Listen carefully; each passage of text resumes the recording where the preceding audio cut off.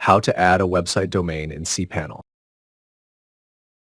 First, log into your cpanel using the login details provided by your hosting company. Once you log in, you will land on the main cpanel dashboard. Now look for the Domains section. Click on Domains under the Main Domains area. Here you will see all the domains that are already added to cpanel.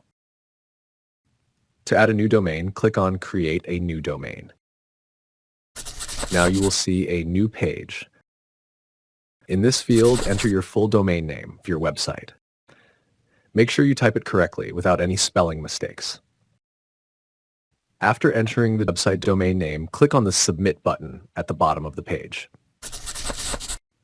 Now wait for a few seconds while cpanel processes your request. Once it is done, you can go back to the Domains page to confirm that the website domain has been added in cpanel. With the website domain, we can set up a website or blog in it. If you found this tutorial helpful, please like the video, leave a comment below, and share it with others. And don't forget to subscribe to the channel